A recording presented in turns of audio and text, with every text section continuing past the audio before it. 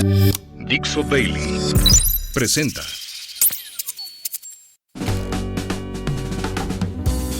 Bienvenidos, esto es Fuera de la Caja. Yo soy Macario Schettino y le agradezco mucho que me escuche en esta revisión de prácticamente la última semana de junio. Terminó el día 29, domingo. Yo grabo para usted hoy, lunes 30. Ya me va a escuchar en julio usted. Una semana que creo que está marcada por el tema Estados Unidos-México, pero tanto en Estados Unidos como en México hay noticias distintas. Déjenme empezar por ahí.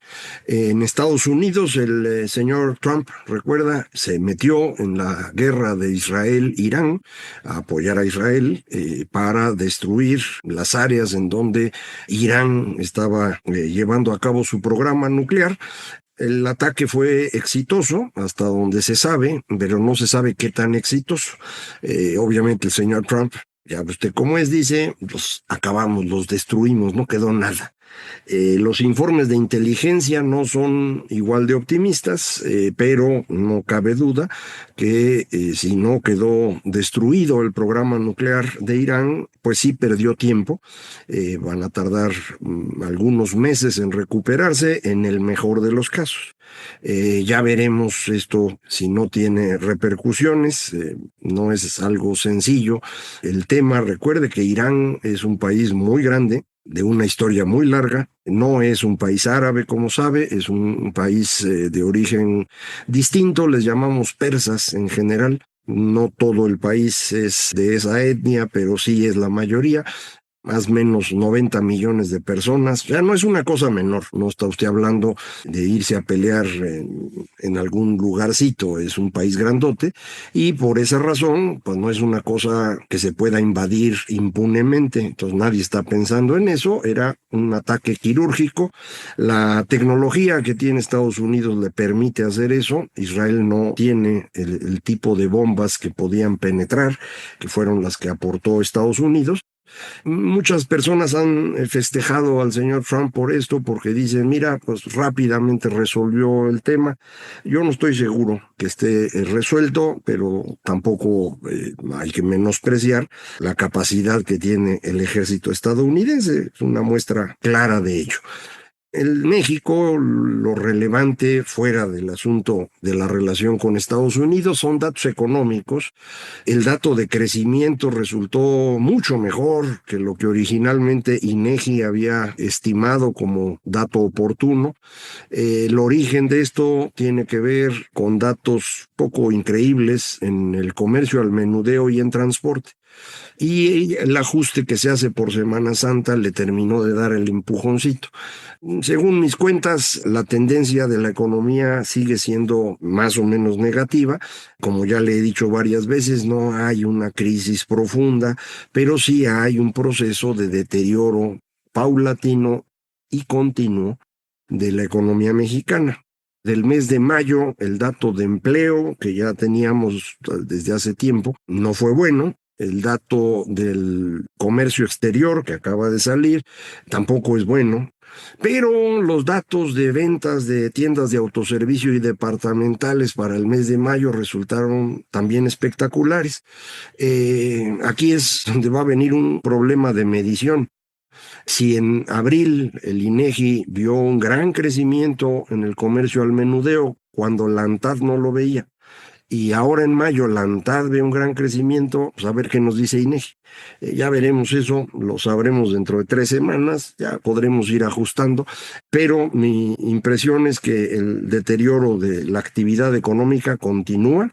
Lo de mayo de tiendas departamentales y de autoservicio puede ser una limpieza de inventario frente a la amenaza de una caída en la demanda que se esté promoviendo a través de ofertas. Ya veremos también si esto es así o no. El dato de inflación, en cambio, fue malo. Fue un poquito menos malo que el del mes anterior. En inflación estoy hablando de la primera quincena de junio. Pero aún así es 4,5% y el subyacente, la inflación subyacente, sí está subiendo. Con eso, para mí, no tenía sentido que el Banco de México bajara otra vez medio punto a la tasa de referencia, pero Tengo la impresión desde hace rato que están tratando de ayudar a la Secretaría de Hacienda a que no sufra tanto con el pago de intereses sobre una deuda muy grande que nos dejó el gobierno anterior. Si es así, es un problema. Me van a decir que no es así y que están viendo muchas cosas y por eso pueden medirle que la inflación no se les va a ir de las manos.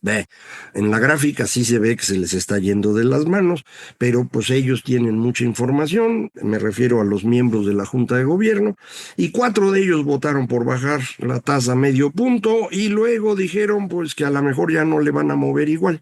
A lo mejor ya se van a ir a reducciones de 1/4 de punto.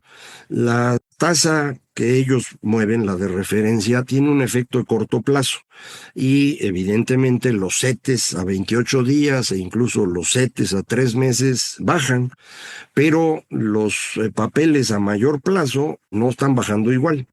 Esto significa que la curva de rendimientos, así se le llama, a la diferencia que pagan los papeles en los que usted invierte, si son a 1 mes, a 3 meses, a 1 año, a 5 años, a 10, a 20, a 30.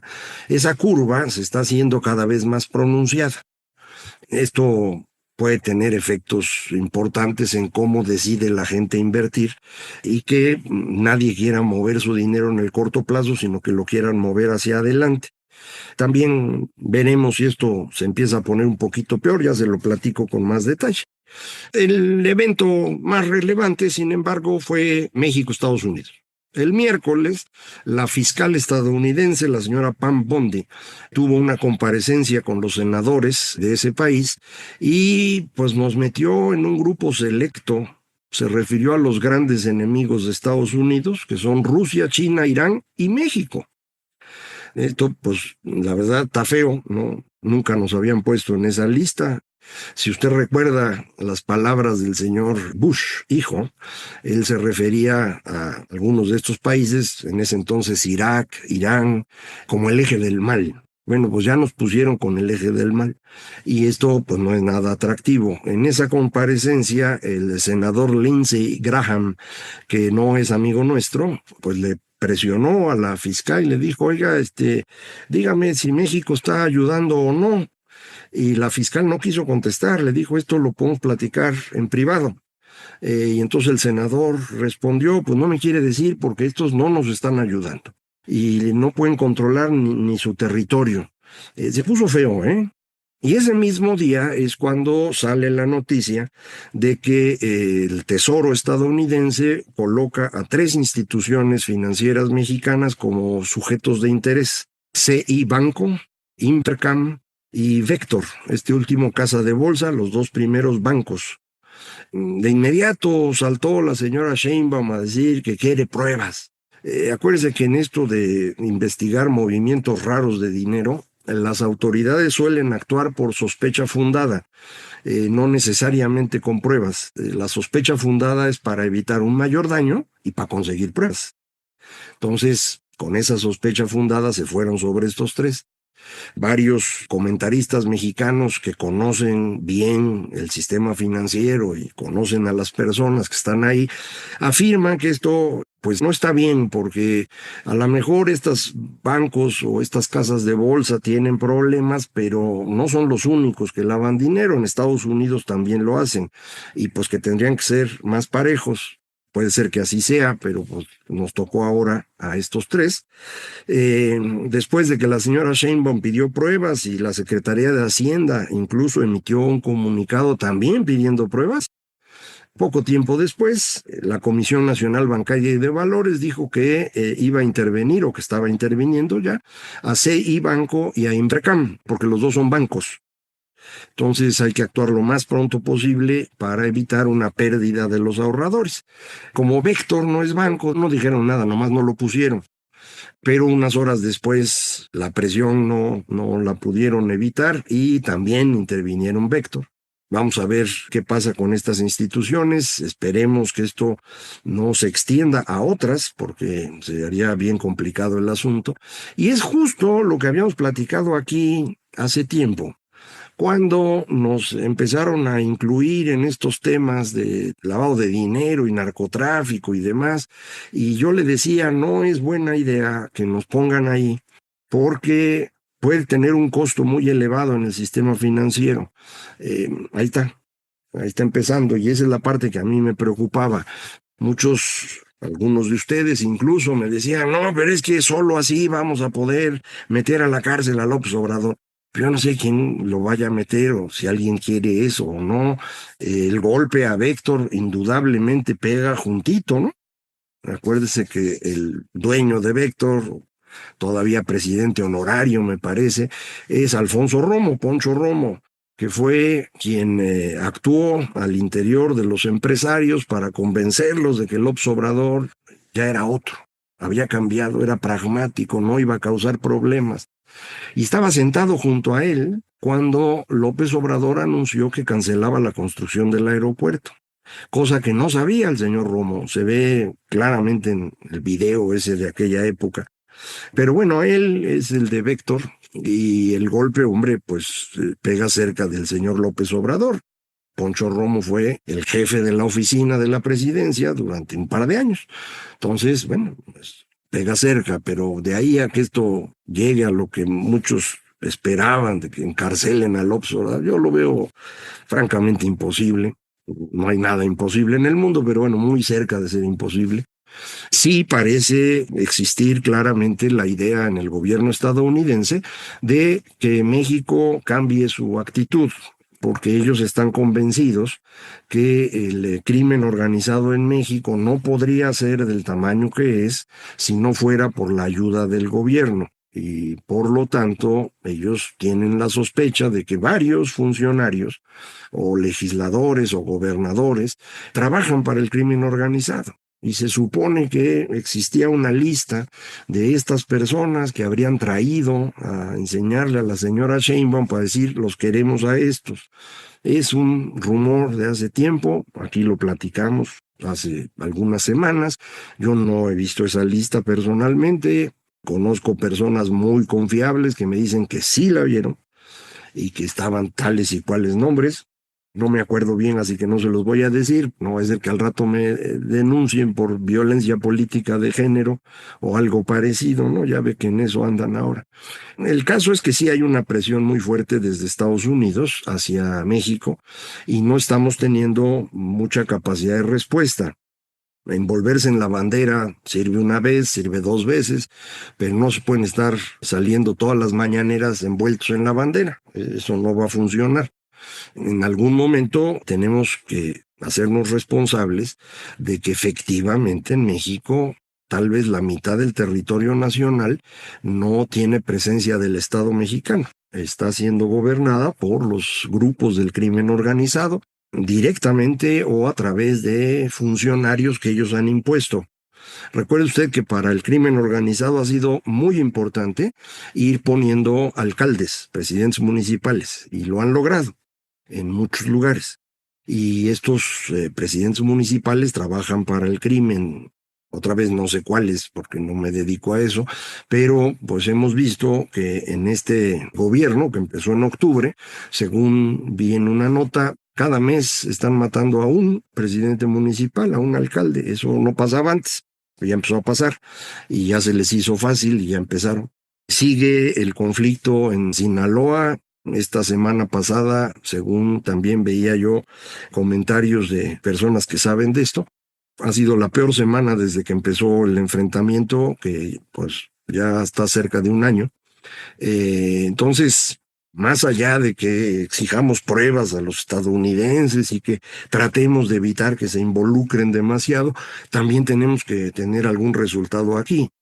Han celebrado mucho que empezaron a bajar homicidios, se les olvida que ha estado creciendo brutalmente el número de desaparecidos y al mismo tiempo estamos recibiendo casi cada semana la noticia de que encuentran un lugar donde había 60, 80, 100 cadáveres.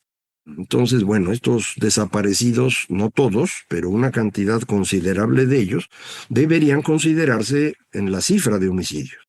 Y si vemos eso, pues la violencia medida de esa forma no está bajando en absoluto. En muchos lugares de este país ni siquiera necesitan ese indicador, lo están viendo todos los días. Entonces, no tenemos pues mucha fuerza como para reclamarle a Estados Unidos que nos dejen en paz cuando pues aquí traemos un problema mayúsculo. Sin duda, en este problema están involucrados funcionarios de alto nivel, gobernadores, legisladores, secretarios, que a lo mejor son los de la dichosa lista o a lo mejor son otros, yo no lo sé, pero algo tendríamos que hacer para resolver. Lo que hemos estado viendo es que el gran esfuerzo del gobierno no va mucho en esta dirección de ordenar a su gente, sino de ordenarnos a nosotros, de ver cómo le hacen para que no estemos opinando, de ver cómo le hacen para tener todos nuestros datos y podernos seguir. Y uno dice, pero ¿para qué quieren tener todos nuestros datos? Si no son capaces de que las páginas electrónicas del gobierno tengan un mínimo de seguridad. Algunas ni siquiera funcionan. Entonces, si no son capaces de coordinar sus áreas de seguridad cibernética para hojitas que sirven de pura información y hasta eso más bien de propaganda, como son las páginas del gobierno, imagínense lo que va a pasar con nuestros datos biométricos que quieren acumular ahí.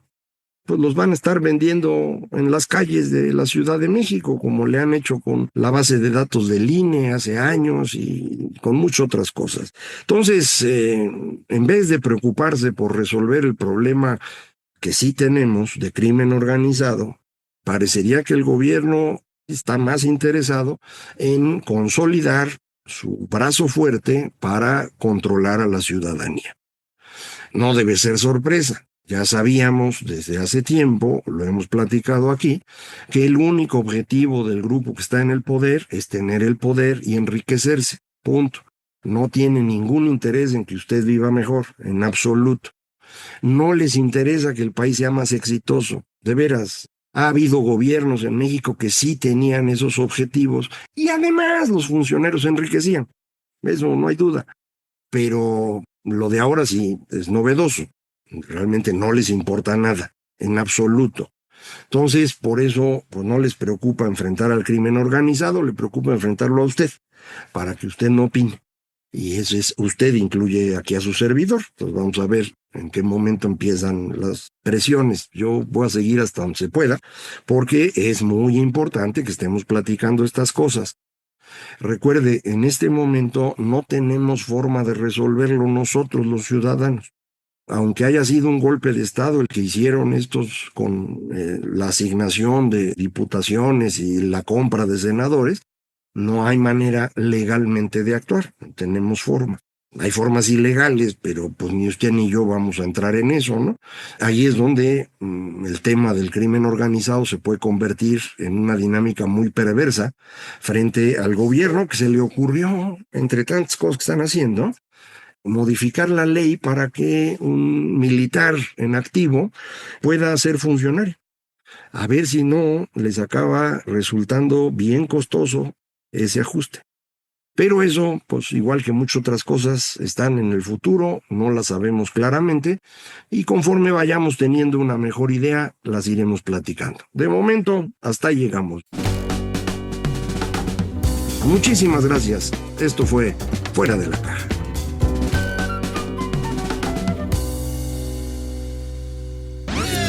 Una producción de Dixo.